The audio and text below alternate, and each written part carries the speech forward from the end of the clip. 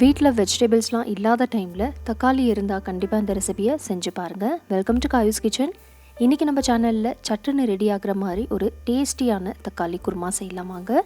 இந்த தக்காளி குருமா சப்பாத்தி, தோசை, அதுக்கப்புறம் பூரி இதுக்கெல்லாம் ரொம்ப நல்லாயிருக்கும். ஃப்ரைட் ரைஸ்க்கும் சைட் டிஷ்ஷாக வச்சு சாப்பிடலாம். கண்டிப்பாக ஒரு முறை செஞ்சுட்டு உங்கள் ஃபீட்பேக் எனக்கு ஷேர் பண்ணுங்கள். இப்போ ஃபஸ்ட்டு ஒரு மசாலா பேஸ்ட் அரைச்சிக்கலாம். அதுக்காக ஒரு அரை கப் அளவுக்கு திருவின தேங்காய் சேர்த்துக்கலாம். தேங்காய் நீங்கள் திருவிட்டு சேர்க்கலாம், இல்லைனா நல்லா ஃபைனாக சாப் பண்ணிவிட்டு கூட சேர்த்துக்கோங்க.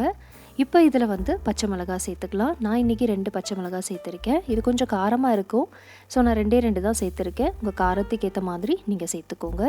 அடுத்ததாக பார்த்திங்கன்னா 1 டீஸ்பூன் சோம்பு, 1 டீஸ்பூன் மிளகு சேர்த்துக்கலாம். மிளகு நீங்கள் அரை டீஸ்பூனில் இருந்து 1 டீஸ்பூன் அளவுக்கு சேர்த்துக்கோங்க. அடுத்ததாக இதில் பூண்டு சேர்த்துக்கோங்க. 5லேருந்து 6 பல் பூண்டு, 1 இன்ச் அளவுக்கு இஞ்சியை இதே போல் கட் பண்ணிவிட்டு சேர்த்துக்கலாம். இப்போ இதில் முந்திரி சேர்த்துக்கலாம். ஒரு 6லேருந்து 8 முந்திரி சேர்த்துக்கோங்க. உடச்சிட்டு சேர்த்துருக்கேன். நீங்கள் முந்திரி சேர்த்துக்கலாம், இல்லைனா அதுக்கு பதிலாக ஒரு 3 டேபிள் ஸ்பூன் அளவுக்கு பொட்டுக்கடலை கூட சேர்த்துக்கலாம், நல்லாயிருக்கும். இப்போ இதை ஒரு முறை அரைச்சிக்கோங்க. இதே போல் அரைச்சிட்டு அதுக்கப்புறம் இதில் ஒரு அரை கப் அளவுக்கு தண்ணி சேர்த்துட்டு நல்லா ஸ்மூத்தாக அரைக்கணும். முதல்ல ஒரு முறை அரைச்சிட்டு அதுக்கப்புறம் தண்ணி சேர்த்துட்டு அரைச்சிக்கோங்க. பாருங்கள், நல்லா ஸ்மூத்தாக இதே போல் அரைச்சிக்கோங்க. ஸோ இப்போ மசாலா பேஸ்ட் ரெடியாக இருக்குது. இது இருக்கட்டும். அடுத்ததாக ஒரு குக்கர் எடுத்துக்கலாம். குக்கரில் கொஞ்சமாக எண்ணெய் சேர்த்துக்கோங்க. நான் 2 டேபிள் ஸ்பூன் அளவுக்கு எண்ணெய் சேர்க்குறேன். நான் சேர்த்துருக்க எண்ணெய் கடலை எண்ணெய். எண்ணெய் சூடான பிறகு இதில் 2 காஞ்ச மிளகாய் சேர்த்துக்கலாம். அடுத்ததாக கல்பாசி கொஞ்சமாக இதே போல் சேர்த்துக்கோங்க. இப்போ இதில் 4 லவங்கம், 4 ஏலக்காய் சேர்த்துக்கோங்க. ஒரே ஒரு பீஸ் பட்டை உடச்சிட்டு சேர்த்துருக்கேன். இப்போ இதில் அரை டீஸ்பூன் மிளகு, அரை டீஸ்பூன் சோம்பு சேர்த்துக்கலாம். இதெல்லாம் சேர்த்துட்டு இதில் நம்ம ஒரே ஒரு பச்சை மிளகாவை இதே போல் உடச்சிட்டு சேர்த்துருக்கேன். அடுத்ததாக வெங்காயமும் சேர்த்தாச்சு. வெங்காயம் 2 மீடியம் சைஸ் அளவுக்கு சேர்த்துருக்கேன். நல்லா ஃபைனாக சாப் பண்ணிவிட்டு சேர்த்துக்கோங்க. இந்த வெங்காயம் ஓரளவுக்கு லைட் கோல்டன் ப்ரௌன் கலர் வரணும். ஸோ நல்லா வதக்கிக்கலாம். பாருங்கள், நல்ல கலர் வந்தாச்சு. இந்த கலர் வர வரலையும் நல்லா வதக்கிக்கோங்க. அடுத்ததாக பார்த்தீங்கன்னா ஒரு கையளவுக்கு புதினா சேர்த்துக்கலாம். ஒரு கையளவுக்கு கொத்தமல்லியும் சேர்த்துக்கோங்க. ரெண்டுமே கட் பண்ணிவிட்டு சேர்த்துருக்கேன். கொத்தமல்லி, புதினா இந்த ஸ்டேஜில் கண்டிப்பாக சேர்த்துக்கோங்க. அப்போ தான் குருமா நல்ல வாசனையாக இருக்கும். ஸ்கிப் பண்ணாதீங்க. இப்போ இதில் தக்காளி சேர்த்துக்கலாம். தக்காளி 3 மீடியம் சைஸ் அளவுக்கு தக்காளி சேர்த்துருக்கேன். இதே போல் பெரிய பெரிய பீசஸாக கட் பண்ணிவிட்டு சேர்த்துக்கோங்க.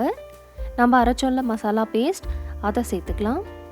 மசாலா பேஸ்ட் சேர்த்துட்டு மிக்ஸி ஜார்லேயே ஒரு அரை கப் அளவுக்கு தண்ணி சேர்த்துட்டு இதில் சேர்த்துக்கோங்க. குருமாக்கு தேவையான அளவு உப்பு இப்போ சேர்த்துக்கோங்க. நல்லா ஒரு முறை மிக்ஸ் பண்ணிக்கலாம். குருமா கொஞ்சம் தண்ணியாக இருக்கணும். ஏன்னா இது நம்ம 2 விசிலுக்கு வேக வைக்க போகிறோம். ஸோ 2 விசில் வந்த பிறகு பார்த்திங்கன்னா கரெக்டான கன்சிஸ்டன்சி வந்துடும். ஸோ இப்போ கொஞ்சம் தண்ணியாக வச்சுக்கோங்க. இது கொஞ்சம் திக்காக இருக்கிற மாதிரி இருக்குது. ஸோ நான் ஒரு 1/4 கப் அளவுக்கு தண்ணி திருப்பி சேர்த்துருக்கேன்.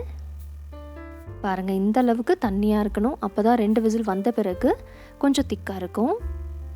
பாருங்கள், நல்லா மிக்ஸ் பண்ணியாச்சு. இப்போ இதை நம்ம கவர் பண்ணிவிட்டு 2 விசிலுக்கு வேக வச்சுக்கலாம். 2 விசில் சரியாக இருக்குங்க. அதுக்கு மேலே வைக்காதீங்க. தக்காளி ரொம்ப குழஞ்சி போகக்கூடாது. இப்போ 2 விசில் வரட்டும். ப்ரெஷர் நல்லா ரிலீஸ் ஆன பிறகு நான் ஓப்பன் பண்ணி காமிக்கிறேன். பாருங்கள், 2 விசில் வந்தாச்சு. நல்ல வாசனையாக தக்காளி குருமா ரெடி ஆகிடுச்சு. இதில் இப்போ கட் பண்ண கொத்தமல்லி சேர்த்துட்டு ஒரு முறை நல்லா மிக்ஸ் பண்ணிக்கலாம். அவ்வளோதாங்க, நல்லா வாசனையாக செம்ம டேஸ்டியாக தக்காளி குருமா ரெடி ஆகிடுச்சு. கரெக்டான கன்சிஸ்டன்சி இருக்குது பாருங்கள். இந்த அளவுக்கு கொஞ்சம் திக்காக இருக்கணும். இந்த ரெசிபியை கண்டிப்பாக நீங்களும் உங்கள் வீட்டில் செஞ்சுட்டு மறக்காமல் உங்கள் ஃபீட்பேக் எனக்கு ஷேர் பண்ணுங்கள். 10 to 15 மினிட்ஸில் இந்த குருமா நம்ம செஞ்சிடலாம். குக்கரில் செய்கிறப்ப 2 விசில் வச்சா போதுங்க. இன்றைக்கி நான் சப்பாத்தி கூட சர்வ் பண்ணுறேன். நீங்கள் சப்பாத்திக்கு, பரோட்டாக்கு, அதுக்கப்புறம் பூரி, இட்லி, தோசை, ஃப்ரைட் ரைஸ் எல்லாத்துக்குமே வச்சு சாப்பிடலாம். ஸோ கண்டிப்பாக ட்ரை பண்ணிவிட்டு உங்கள் ஃபேமிலி அண்ட் ஃப்ரெண்ட்ஸ்க்கு ஷேர் பண்ணுங்கள். நாளைக்கு இதே போல் ஒரு இன்ட்ரெஸ்டிங்கான வீடியோவில் நம்ம மீட் பண்ணலாம். தேங்க்ஸ் ஃபார் வாட்சிங்.